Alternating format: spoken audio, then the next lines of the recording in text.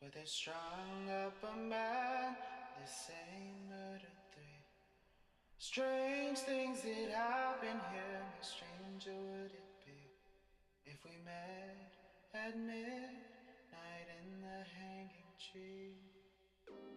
Welcome to Strange Things, broadcasting from the Raimundo Rios Mayo Library in Arcanasa.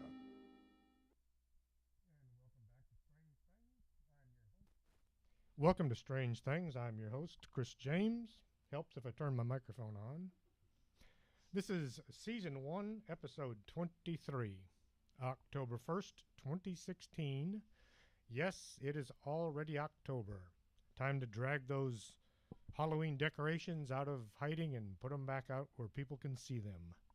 And it's time to start stocking up on Halloween candy. You don't want those kids to go hungry.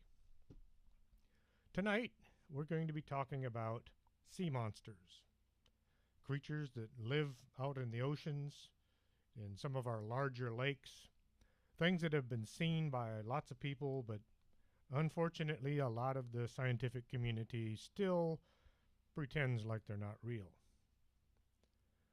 Sea monsters have been around since man first set sail on any large body of water. The sailors, naturally being superstitious to begin with, have reported all kinds of beastly encounters. Some sea monsters are associated with the ocean, and others are seen on large bodies of fresh water, and then there are those that hang out on rivers and streams. I read an article in a magazine a few years ago, and the author was asking why the number of sea monster sightings was going down instead of going up. He said that with all the shipping going on and all the oceans and big lakes, the number of sightings should have been on the rise. Instead, it was on the decline. I would say that more than likely he wasn't familiar with modern shipping. Way back when sea monsters were being reported, ships were relegated to the efficiency of the crew on board. A crewman was stationed in the crow's nest, way up on the main mast, in order to watch for anything and everything the ship might run into or over. The guy on duty was highly motivated to do his best because if he did smash into something, he'd have to swim home like everyone else. As the ship approached land, men would be sent to watch for reefs and rocks, and thus they were stationed all along the gunwales and even out on the dolphin striker. That's that thing stuck off the front nose of a ship with pointy sails attached to it for those of y'all that don't know about sailing. Lots of eyes looking for hazards, and so they would see creatures lurking near the surface. Today, on the other hand, ships plow through the ocean and lakes using radar and sonar to stay out of any danger. Anything not directly in the path of the ship would go unnoticed. No one is standing watch on the rail any longer. They don't even assign a man to keep an eye on the engine room. There's no one out on deck looking, so there's no one there to see the denizens of the deep. A friend of mine who did a lot of sailing, in fact, he's sailed around the world on a number of occasions. He used to keep a box of dynamite on his little sailboat. He had the sticks cut in half, and whenever a large ship was coming his way, he would throw a stick of dynamite in the water and let it explode, and that was the only way he was ever able to get the attention of the men on board the big ships. Nowadays, a lot of sea monster sightings are coming from fishermen, mostly working around the small islands. So, here are some of the more popular creatures that have been seen. It just wouldn't be a sea monster event without talking about the ever-popular Loch Ness Monster. The earliest report of the monster, in the vicinity of Loch Ness, appears in the Life of St. Columba. According to Adamnan, Irish monk St. Columba was staying in the land of the Picts, we call it Scotland today, with his companions when he encountered the local residents burying a man by the River Ness. They explained the man was swimming in the river when he was attacked by a water beast, which mauled him and drug him under the water. Although they tried to rescue him in a boat, he was well beyond anything they could do. Columba, not really believing these people at first, sent one of his associates down to swim across the exact same river. The beach came after him, but Columba, standing on the shore where it was safe, made the sign of the cross and said, "Go no further, do not touch this man, go back at once." The creature is said to have stopped pursuing the man. It looked like it was being pulled back by ropes, and then it fled. And Columba's men and the Picts gave thanks for what they perceived to be a miracle. Modern interest in the monster was sparked by a sighting on July 22nd, 1933, when George Spicer and his wife saw a most extraordinary form of animal, that's how they described it, crossing the road in front of their car. Up until 1933, there weren't any roads running anywhere close to the loch meaning lake in Scottish, so no one in a vehicle would ever see anything. But after 33, they had built several roads right alongside the lake, and thus people in cars were able to encounter the Loch Ness Monster. They described the creature as having a large body, about 4 feet high, and it was about 25 feet long. It was described as having a long, wavy, narrow neck, slightly thicker than an elephant's trunk, and as long as 10 or 12 feet, the width of the road. They saw no limbs. It lurched across the road towards the loch, which was about 20 yards away, leaving a trail of broken undergrowth as it went. In August 1933, a motorcyclist, Arthur Grant, claimed to have nearly hit the creature while approaching Aberchan near the northeast end of the loch at about 1 in the morning, and it was a moonlit night. According to Grant, it had a small head attached to a long neck. The creature saw him and crossed the road back into the lake. Grant, who was a veterinary student, described it as a cross between a seal and a plesiosaur. He said he dismounted and followed the creature down to the water, but all he saw were ripples.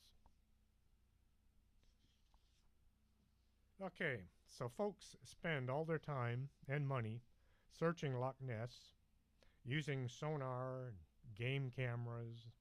They use binoculars to watch for signs of Nessie on the water. Then when nothing is found, they declare the whole thing is a hoax. Remember, the thing has been seen on land on more than one occasion, crossing a road. This sounds like a creature that is at home on the land as well as in the water. So, when all those people are out there pinging away with their sonar, perhaps the Loch Ness Monster's hiding behind a tree, watching them. That world-famous photo of Nessie, which was admitted as being a toy submarine with a cut-out creature, is touted by the naysayers as proof of non-existence. You can't really prove something does not exist, but that's a skeptic for you. Then there's the Dinsdale film. People say they spotted a boat pulling the fake creature through the water. Later, film enhancements have allowed investigators to see what looks like a giant body under the water. Now the film is being re-examined and it's seen as a possible real creature sighting. However, it's not just Nessie that fascinates people. In Scotland alone, there are 23 other lochs where sightings of unknown creatures have been noted. They've also decided to record those where we can. If you'd like to examine more Loch Ness sightings, check out the official Loch Ness Monster sighting register at lochnesssighting.com. Until somebody actually finds Nessie washed up on the shore, we'll never know if it's real or not. We're going to take a brief pause here for a couple commercials. We'll be right back, so don't go away. You're listening to Arcanasa Radio.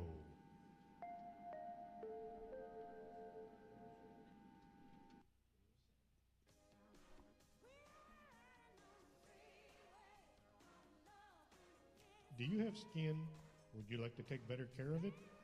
Call Lourdes James, independent beauty consultant, and set up an appointment. Call 723-3019.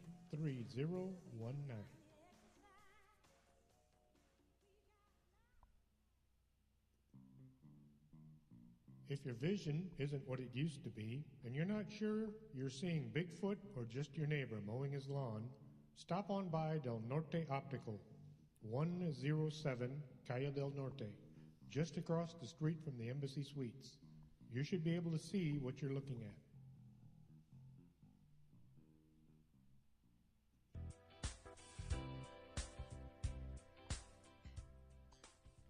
Looking for a great cup of coffee? Swing on by the Organic Man Coffee Truck, 100 Suite number 7. Not a coffee drinker? They have hot chocolate, hot tea, and sometimes muffins and cookies. It's a great place to meet your friends for a conversation or curl up in the corner with a good book. The Organic Man Coffee Trike. Life is too short to drink bad coffee.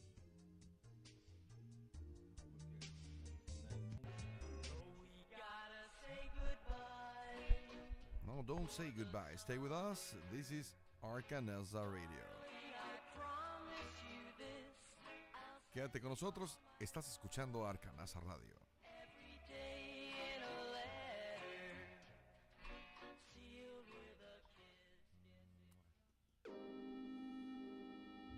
You're listening to Strange Things with Chris James. And welcome back. Don't forget, in just 2 weeks, the 15th anniversary Texas Bigfoot Conference kicks off. So don't hesitate to get your tickets now. Meet all the people you've seen on TV. Craig Woolheater, Ken Gerhart, Nick Redfern, Lyle Blackburn, and Dr. Jeff Meldrum, just to mention a few. October 15th in historic Jefferson, Texas. Make plans to attend. You don't want to miss out. So we were talking about the Loch Ness Monster, probably the most famous lake monster on the planet. Here in the United States, we have a guy called Champ. It's a name given to a legendary lake monster which resides in Lake Champlain, located along the Vermont, New York, and Canadian borders. Over the years, there have been over 300 reported sightings of Champ. Legends of the creature living in Lake Champlain date back to Native American tribes in the region. Both the Iroquois and the Abenaki spoke of such a creature. The Abenaki referred to it as Toteskoke. Samuel de Champlain, the founder of Quebec and the lake's namesake, is often claimed to be the first European to have sighted Champ back in 1609. Champlain is said to have documented a 20-foot serpent as thick as a barrel and a head like a horse. 1819 report in Plainsburg Republican entitled Cape Ann Serpent on Lake Champlain reports a Captain Crum sighted an enormous serpent monster. Crum estimated the monster to have been about 187 feet long and approximately 200 yards away from him. Despite the great distance, he claimed to have witnessed it being followed by 2 large sturgeon, or billfish, and was able to see that it had 3 teeth and eyes the color of peeled onions. He also described the monster as having a belt of red around its neck and a white star-shaped object on his forehead. 1883, Sheriff Nathan H. Mooney said that he had seen a water serpent about 20 rods from where he was on the shore. I don't know how long a rod is, but I imagine it might be around a yard. He claimed that he was so close that he could see round white spots inside the creature's mouth, and that the creature appeared to be about 25 to 30 feet in length. Mooney's sighting led to many more eyewitnesses coming forward with their own accounts of Champ.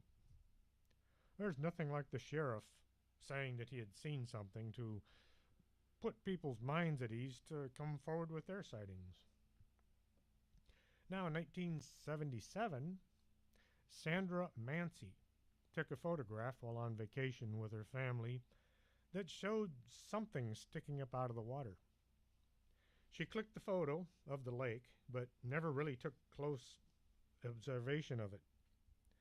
Later, she examined the image closer, and you can see what looks like a head turned away from the camera, suspended on a long neck, and some of the body. She had no idea what was on the photograph until years later while looking through her albums. Unfortunately, for every witness willing to come forward and tell what they've seen, there are those who will claim the creature does not exist. Skeptics are motivated to deny everything not found in a lab as just hallucinations, mass hysteria, or hoaxers. Skeptics bow down at the altar of science, and anything that goes against their belief is considered a threat to their God. And then they wonder why people don't want to report their sightings.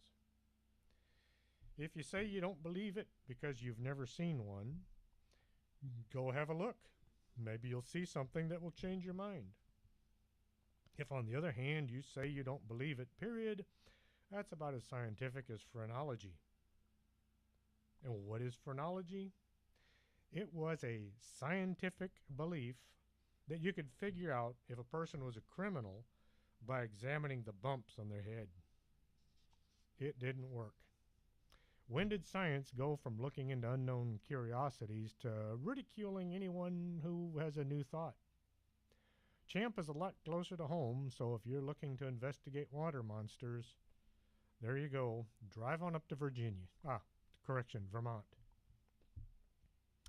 Ogopogo, or Naitaka, which translates to a lake demon, is the name given to a Nessie-like lake monster reported to live in Okanagan Lake in British Columbia, Canada. Ogopogo has been seen by First Nations people since the 19th century. The most common description of Ogopogo is a 40 to 50 foot long sea serpent. Jonathan and Andy Hillstrand of the Time Bandit, as seen on The Deadliest Catch, went looking for Ogopogo, but with all their vast fishing skills, they never were able to catch the beast. British cryptozoologist Carl Schuker has categorized the Ogopogo as a many-humped variety of lake monster and suggested it may be a kind of primitive serpentine whale, such as a basilosaurus. Have you heard about the feet washing up along the banks of British Columbia? 6 so far. Mostly rights, but 1 or 2 lefts as well. Each foot was encased in a shoe and found by people out walking along the water's edge. Now, Campbell River is a long way from Lake Okanagan, but could there be a sea monster lurking in the area who has a taste for humans but just can't digest footwear? It's just a thought. 6 feet, all from different people, with no idea what happened or where the rest of the body are. We got a creature named Chessie, which is the inhabitant of Chesapeake Bay. Now, I've never heard of anything huge living in Falcon Lake, but then Falcon is a man-made body of water, just like Lake Casablanca. Here's a little known fact. There is only one naturally occurring lake in the entire state of Texas. Caddo Lake is the only lake not built by man. All the others were formed by dams. Just a little something to think about.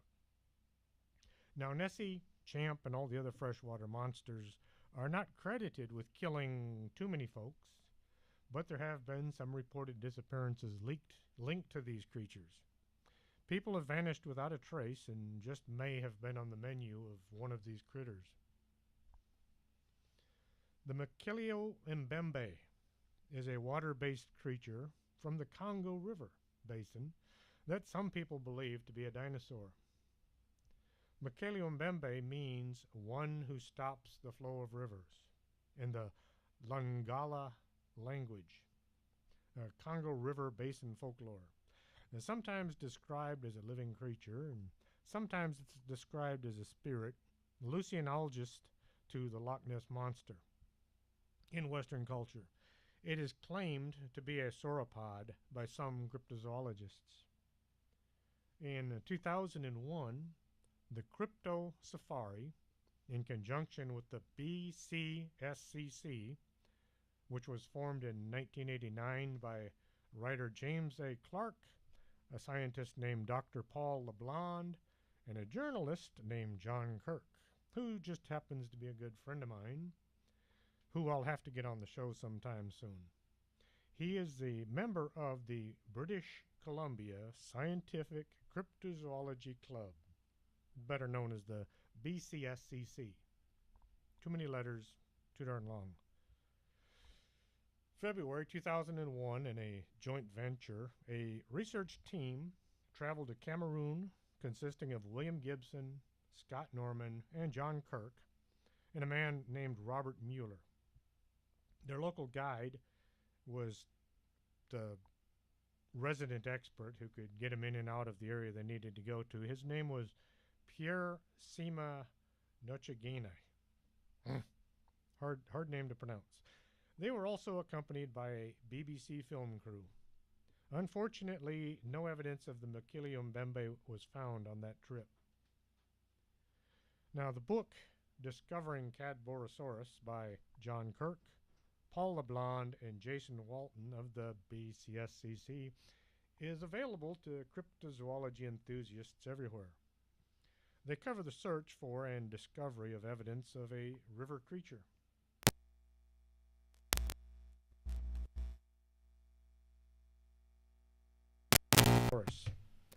Once again, a kind of a Nessie-looking thing spotted all along the shoreline and on some rivers in British Columbia. Cadborosaurus is a generic name given to a variety of unknown serpentine cryptids found in British Columbia and adjacent coastal waters. Today it is their opinion that the designation should be used for the famous Naden Harbor carcass in 1937, which is indeed a true cryptid. In Japan, they have a creature called the kappa. Now, sometimes described as being hairy, and other times it's described as being covered with scales. The story goes that the kappa will hide out along streams and rivers and snatch away any unsuspecting children who wander too close to the water's edge. Now, there's a temple in Japan that claims to have the body of a kappa on display. It looks to me more like a dead monkey, but I am not a biologist. I don't know for sure what I'm looking at when I look at the picture. It doesn't mean that it's not what they claim. Perhaps it is a dead kappa and the kappa just happened to look a bit like a monkey. They consider this creature as being sacred and as well as being legendary. Thus, the idea of getting a DNA sample is a non-starter. And Jeremy Wade, the star of River Monsters, thinks the kappa might have been a giant salamander that is found in some locations in Japan. Now for the sea. During World War II, a cargo ship en route to the British Isles, bringing much-needed supplies, was hit by a torpedo and sunk. The crew scrambled over the side and then sought the relative safety of one of the life rafts they had thrown over the ship as it went down. 8 men managed to climb aboard the craft and watch as the rest of the convoy sailed away. No one was willing to come to their rescue, seeing as German U-boats were still in the area. The night was long and cold, and there they were in the North Atlantic. The men settled in to wait for rescue. Not much else they could do. With nothing to occupy their time, the men fell into an unrestful sleep, more to pass time than to renew their bodies. At some time during the night, the men were awoken by a blood-curdling scream. A quick check told the lieutenant in charge there were now only 7 men on the raft. Did one roll over, fall into the sea in his sleep? In the dark of the night, they strained to spot the missing man, calling out to him, but he was nowhere to be found. When daylight arrived, the men got busy waiting some more. The raft was 12 feet by 12 feet, and it was only stocked with minimal survival rations. And no one had a book or a radio, so all they could do is sit and wait.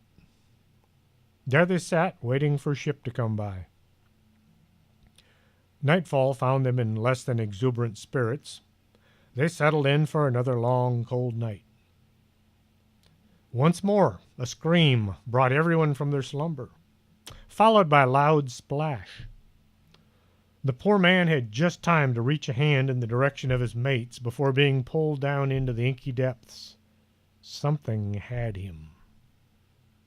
In the dark, with no idea as to what had snatched 2 of their fellow sailors from the raft, the men decided someone would have to stand, or at least sit, watch, to keep everyone as safe as possible.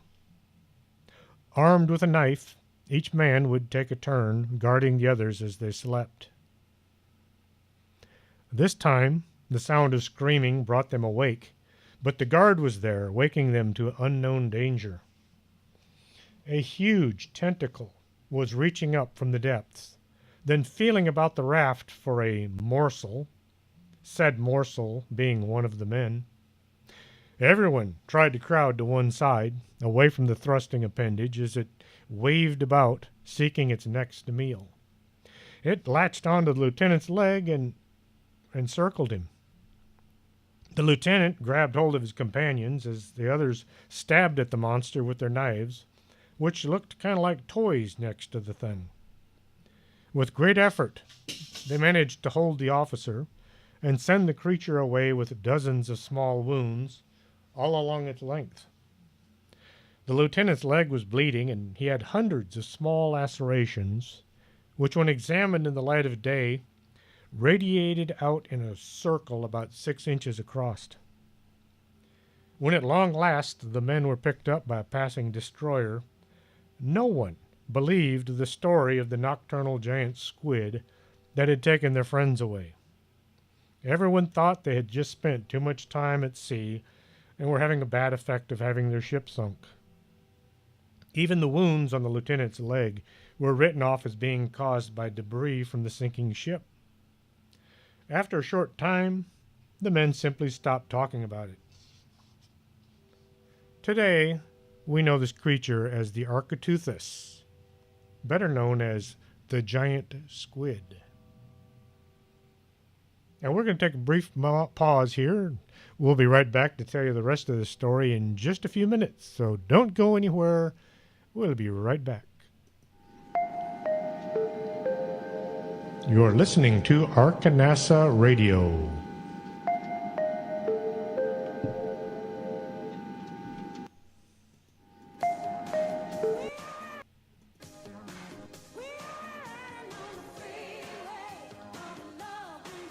Do you have skin? Would you like to take better care of it? Call Lourdes James, independent beauty consultant, and set up an appointment. Call 723-3019.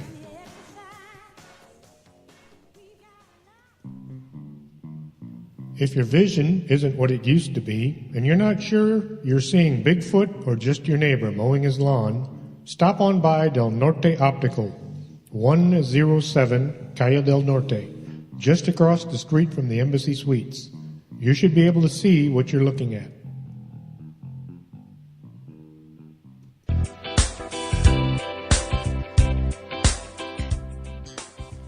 Looking for a great cup of coffee? Swing on by the Organic Man Coffee Truck, 1002 Eaterby Day, suite number 7. Not a coffee drinker? They have hot chocolate, hot tea, and sometimes muffins and cookies. It's a great place to meet your friends for a conversation or curl up in the corner with a good book. The Organic Man Coffee Trike. Life is too short to drink bad coffee.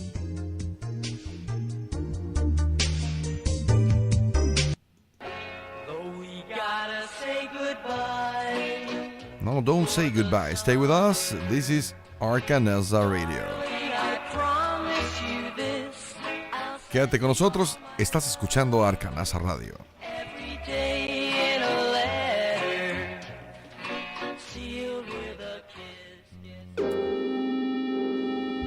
You're listening to Strange Things with Chris James. And welcome back. Hope you're enjoying the show so far.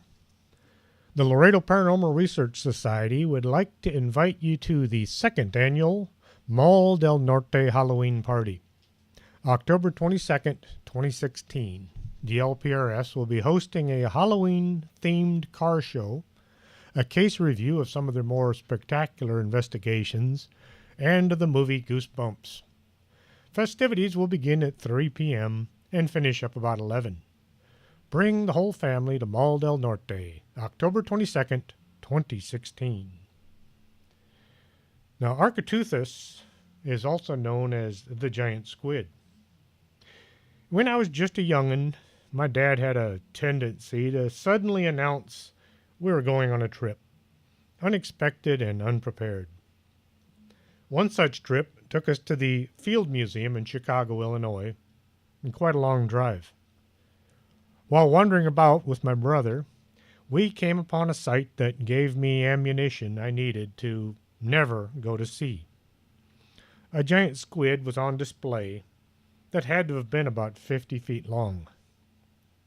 In reality, it was more like about 25, but I was young and my older brother filled in the nightmare as we were driving back home. And naturally, I told everyone at school about the giant squid living in the ocean. My teacher was less than considerate. She told me and everybody else I was mistaken and there are no such things as giant squid. I wish I could go back and show her the video of Dr. Cubaderas filming the giant, non-existent squid. Oh well, that was 45 years ago. She probably won't remember.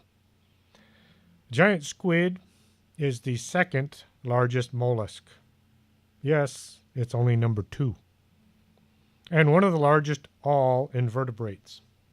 It is only exceeded by the colossal squid, which may have a mantle twice as long. Reports of specimens reaching and even exceeding 66 feet are widespread, but no animals approaching this size have ever scientifically been documented.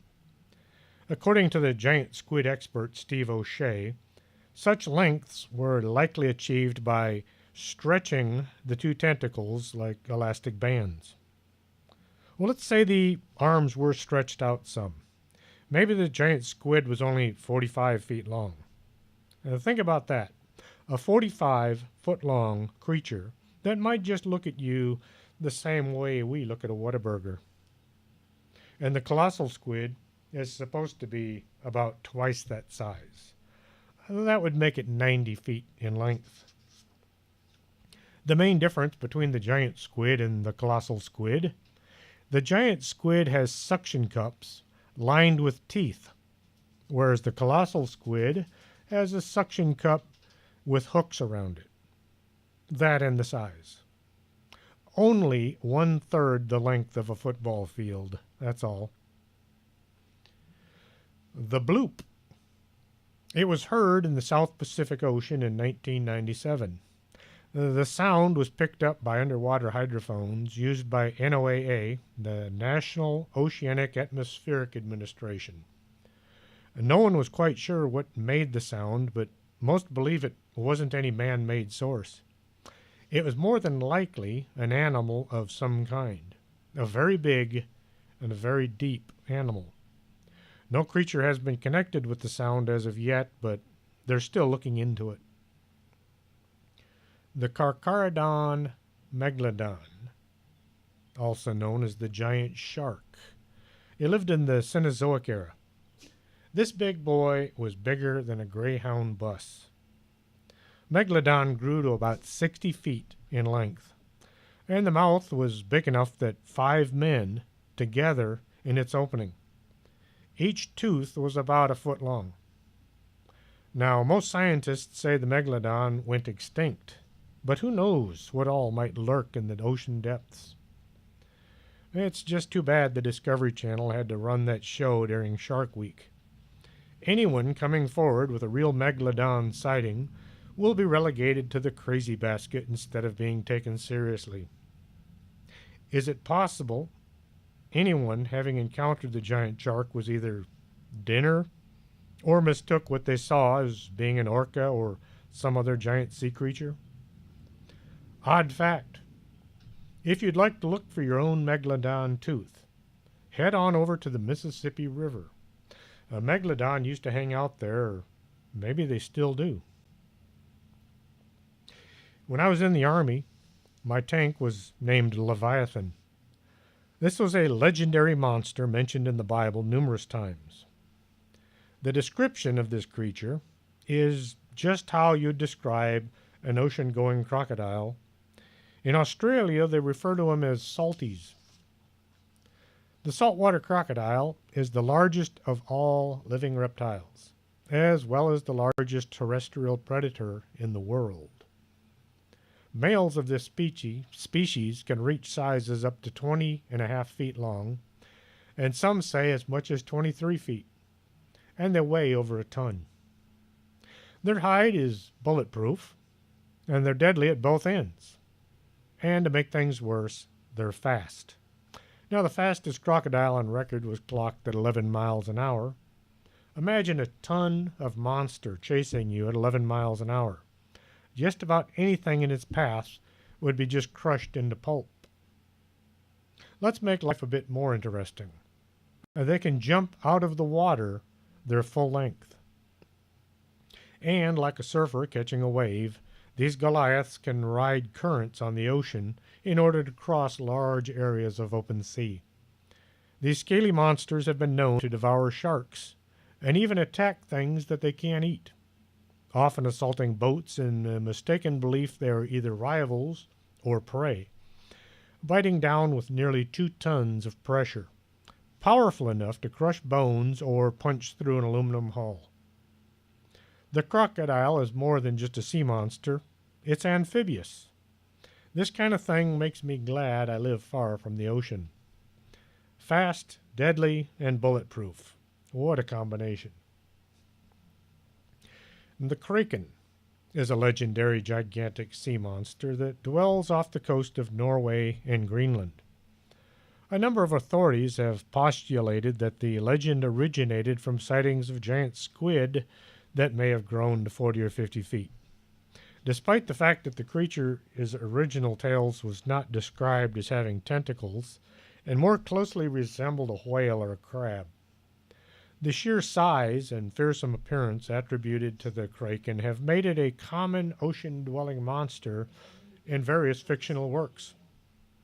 While the word kraken is actually Scandinavian in origin, and as such was never a part of classic Greek mythology, thanks to the 2 movies The Clash of the Titans, in which the kraken is a massive beach that needs vanquishing, it's become synonymous with the legends of Perseus.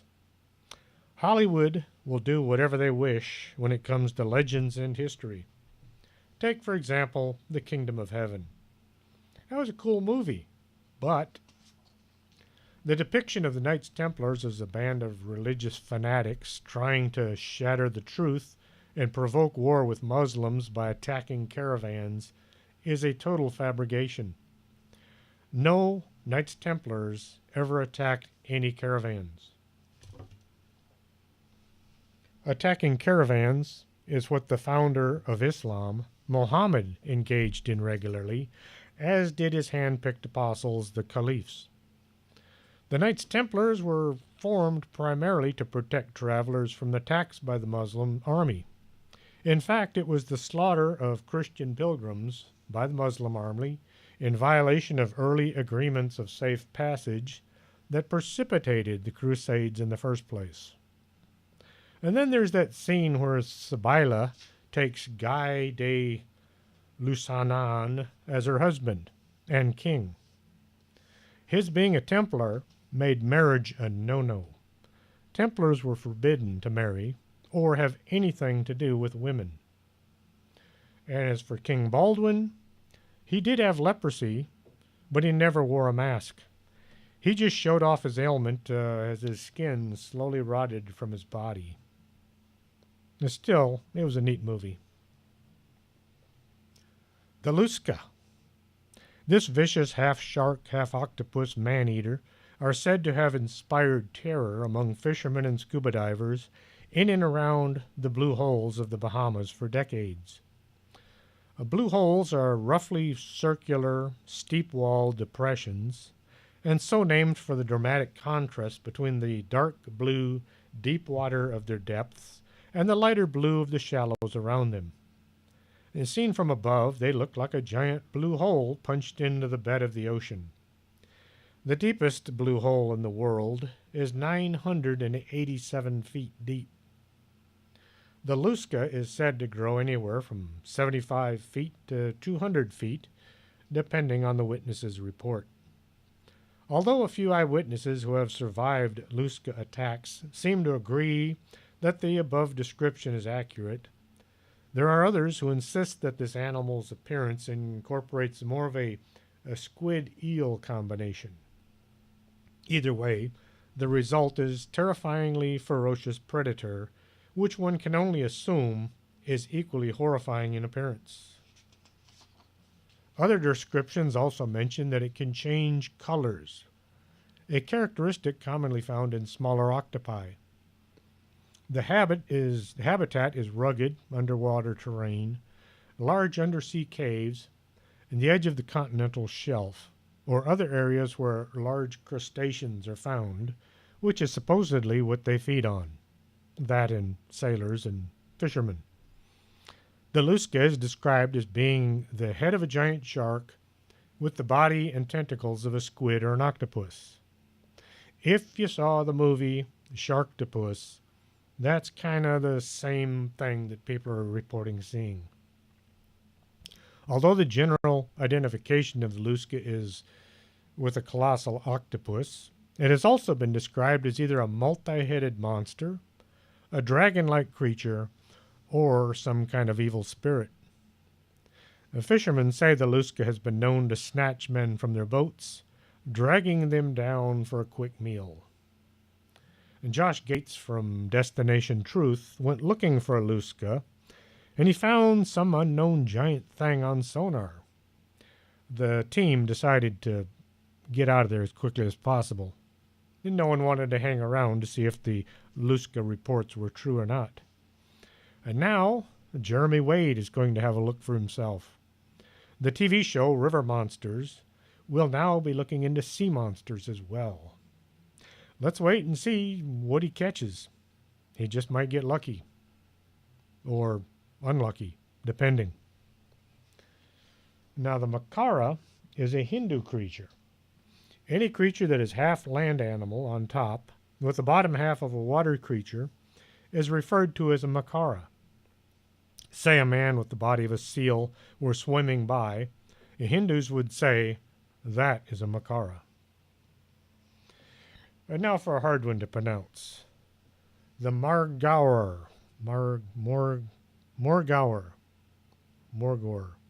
Leave it to the Welsh to come up with words you can't pronounce. Not enough vowels. The Morgauer, the sea monster, lives in Falmouth Bay in Cornwall. The Morgauer means sea giant in Cornish. It's described as a plesiosaur-like cryptid that lives off the coast of Cornwall, which is the southernmost end of the British Isles. It has been photographed and even caught on tape. The first sighting in 1906, various theories have been proposed as to the identity of this sea serpent, ranging from a hoax or mistaken identity to the suggestion that the creature is a surviving species of plesiosaur, and that it's previously undiscovered species of a long-necked seal. In the absence of a carcass or a living specimen, explanations depend only on eyewitnesses and low-quality photographs. It resembles many other species of prehistoric water reptiles like the plesiosaur. In 1976, Mary F. sent 2 photographs of the Morgauer to the Falmouth newspaper. She said it looked like an elephant waving its trunk, but the trunk was a long neck with a very small head at the end. It resembled a snake's head. It had humps showing in the water, which moved in an unusual way. This animal frightened her. She said she didn't want to see it up any closer. She didn't like the way it moved through the water. Neither Mary F. or the negatives have been traced. Noted mystery writer and photographers, 2 reporters examined original prints and say that these photographs could very well be genuine. 1976, Tony Doc Shiles claims to have photographed the creature laying low on the water. He mentions stumpy horns, and he describes the body of an animal that was about 15 feet long. In 1985, Miss Walden was watching her husband swimming in the sea when she noticed a large silhouette with a long neck. And she didn't say if it looked like it was trying to eat her husband or whether or not she warned her husband that there was something nearby. She only said that she had spotted it. In 1987, a diver sees a head with a long neck rising about a meter, which is nearly 3 feet, up out of the water. And in 1999, a tape of an unidentified animal in the sea. This is said to be the last sighting of the Morgauer because he hasn't been seen in the last 17 years. How about sea creatures that have been seen by thousands of people? The octopus. Octo, which means 8. The giant Pacific octopus has been seen at up to 30 feet across. Weighing in at 600 pounds, octopi can change their color by manipulating cells on their skin that make camouflage as simple as going from red to blue. We're going to take a brief pause here, and we'll be back in just a few minutes, so don't go anywhere. You're listening to Arcanasa Radio.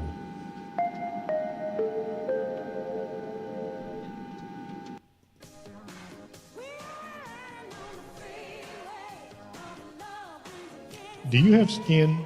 Would you like to take better care of it? Call Lourdes James, independent beauty consultant, and set up an appointment. Call 723-3019. If your vision isn't what it used to be, and you're not sure you're seeing Bigfoot or just your neighbor mowing his lawn, stop on by Del Norte Optical, 107 Calle del Norte, just across the street from the Embassy Suites. You should be able to see what you're looking at.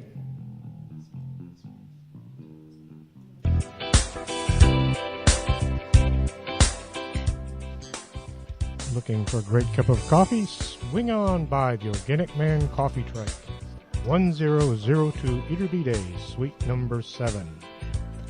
Not a coffee drinker? They have hot chocolate, hot tea, and sometimes muffins and cookies. It's a great place to meet your friends for a conversation or curl up in the corner with a good book. The Organic Man Coffee Trike. Life is too short to drink bad coffee.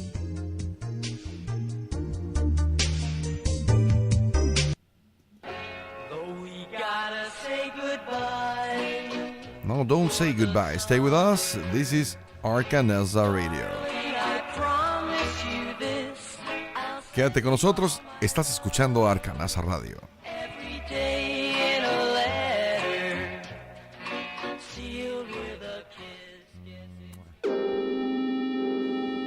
You're listening to Strange Things with Chris James. And welcome back. We were talking about the giant Pacific octopus. The creature is amazingly intelligent. They can unscrew a jar to fetch food from inside. If left in a tank, they will work at lifting the lid so they can escape. Octopus can scurry about across the deck of a ship or across the carpet of your living room if you're not careful with them. Octopi have 3 hearts, and their blood is blue. When it's time to leave, the octopus can push water out through a small nozzle that works just like a jet engine. They feed by using a hard, bony beak, just like a parrot, and they can squeeze into an opening that the beak will fit into. These 8 arms are nothing but muscle. They can crush just about anyone they think might make a tasty snack. And fighting one would be the equivalent of wrestling with 8 pythons at one time. Each arm is lined with suckers, and each sucker is lined with teeth. Now, scientists aren't altogether sure the octopus should even be on the Earth. They look like nothing else anywhere on our planet. They move in a very creepy, flowing motion that makes you wonder how they can keep track of all 8 arms at once. Now, the giant oarfish is the world's longest bony fish. There's a photo of one being held up by a group of Navy SEALs, which measures 56 feet in length. The oarfish has one long fin that runs the length of the fish. The fin undulates like a snake, giving the fish an ability to plow through the water. Jeremy Wade is one of the few people on Earth to have seen an oarfish in its natural environment. In April 2016, Mr. Wade drove down into the darkness of the Mediterranean, where he encountered not one but 2 oarfish. It's a good thing they don't prey on humans, as far as we know. The fish were huge compared to Mr. Wade. If you'd like to see the encounter, just search Jeremy Wade oarfish and have a look for yourself. The sunfish, or common mola, is the heaviest known bony fish in the world. It has an average adult weight of 2,200 pounds. The species is native to tropical and temperate waters around the globe. It resembles a fish head with a tail, and its main body is flattened laterally. Sunfish can be as tall as they are long. They have a bizarre ability or a bizarre habit of floating along the surface of the ocean on their side and allowing birds to come down and pick the parasites from their scales. Females of the species can produce about 300 million eggs at a time. I wonder who got the job of counting them all. A sunfish fry resemble pufferfish with long pectoral fins, tail fin, and their body is covered with spikes that go away as the fish mature. No one has claimed to have been killed by sunfish, but sailboats on occasion have collided with them and sunk as a result of slamming into a 1-ton slab of fish sunning itself on the surface. And then there's the black dragonfish. It's a rather strange-looking creature. Long and slender, it looks just like a dragon, but without any wings. They're typically found in depths of 5,000 to 7,000 feet. Among the species' more notable qualities is the distinct-looking, long, fang-like teeth. It's bioluminescent. It has a bizarre method of sexual reproduction, and its methods of hunting. Also, the fact that it greatly resembles the alien from the movie Aliens, the one designed by Giger. Like many of the fish that live within the deeper layers of the ocean, the black dragonfish can produce its own light.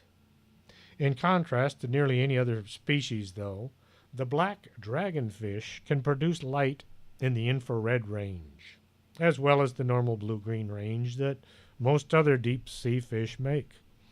This gives the species an enormous advantage of being able to produce light for itself that no other creature can perceive. It's infrared, which is invisible to most animals. The dragonfish is equipped with night vision goggles. You might consider him to be a tactical kind of fish. November 1st, 1983, a construction crew was working on Route 1 just north of the Golden Gate Bridge near Stinson Beach. And suddenly they spotted a creature just beneath the surface as it was approaching land. They estimated the creature's length to be about 100 feet. Its diameter looked to be about 5. Using binoculars, they watched it making coils, throwing its head above and whipping its body about. 2 years later in San Francisco Bay, twins Robert and William Clark were sitting in a car near the seawall. They watched 2 seals swimming extremely fast across the bay. Then they noticed a large, black, snake-like animal that was chasing the 2 seals. They said the creature moved by forming its body into coils and then wiggling up and down. The animal apparently also had small, translucent fan-like fins that acted as stabilizers. Now, just this year, a fisherman in Singapore reeled in a mystery creature straight out of a science fiction movie. Ong Han Boon spotted his line was being pulled by something in the water near Sentosa, Singapore. The 54-year-old said he had a feeling he was about to snag himself something special. When the sea dweller broke the surface, the fisherman was confused by the strange animal. When I pulled it out of the water, I was completely flummoxed by what I was looking at, he told a local radio station. I've had quite a few odd things come out of the ocean, but I've never seen anything like this before in my life.